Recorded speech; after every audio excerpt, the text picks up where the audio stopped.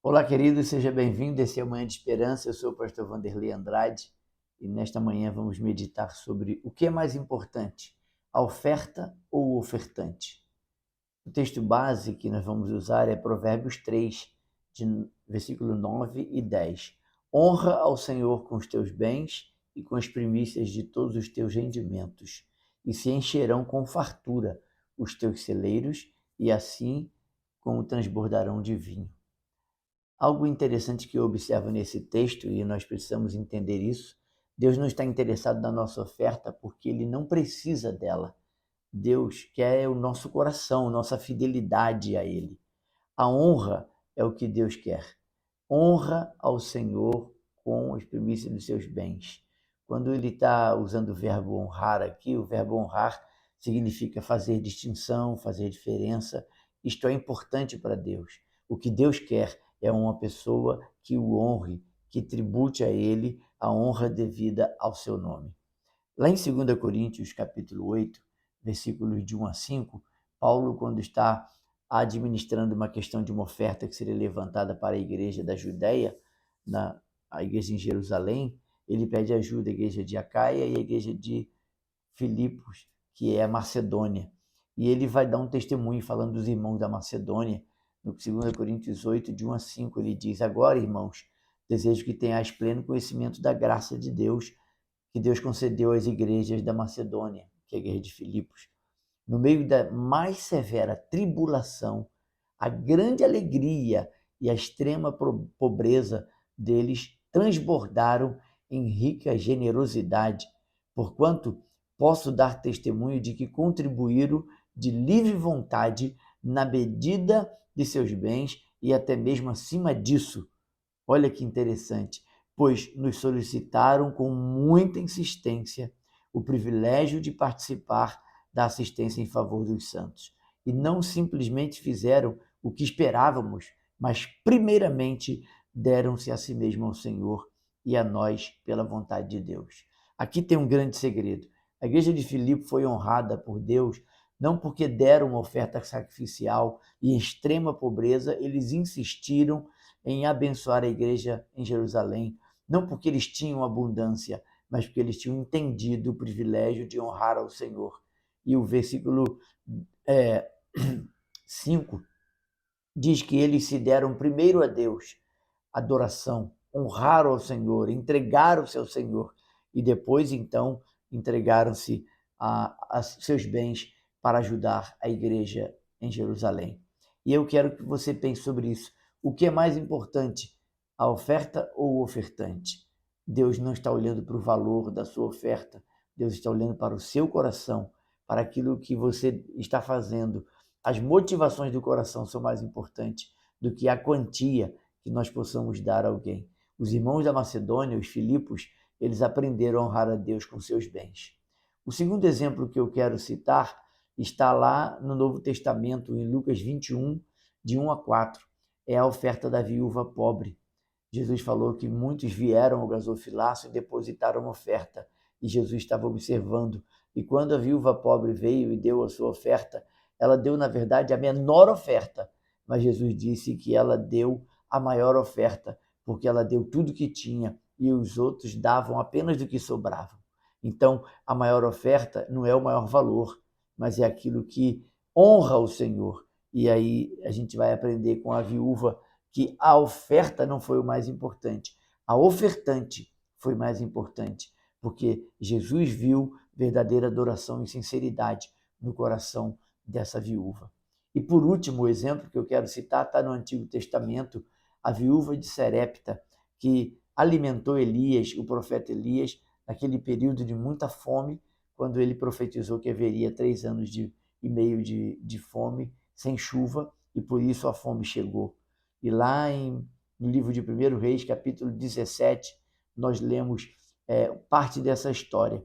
A palavra veio do Senhor a Elias e disse para ele, versículo 8, então a palavra do Senhor lhe foi dirigida nestes termos: apronta-te, Deus falando para Elias, e vai viver em Sarepta, cidade que pertence ao território de Sidom.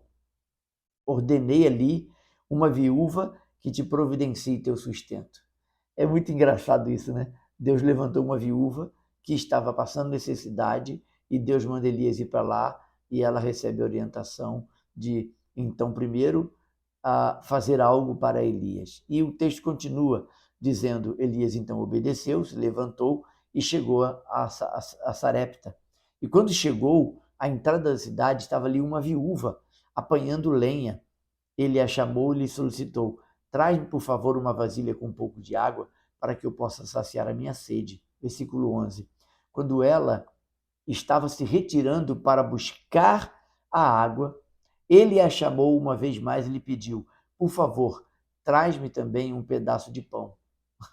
No entanto, ela replicou, tão certo como vive o Senhor teu Deus, juro por seu nome que não tenho um bolo sequer, senão tão somente um punhado de farinha numa vasilha e um pouco de azeite na botija. Estou, portanto, apanhando uns 2 gravetos para levar para casa a fim de poder preparar uma refeição para mim e para o meu filho, para que comamos e depois morramos.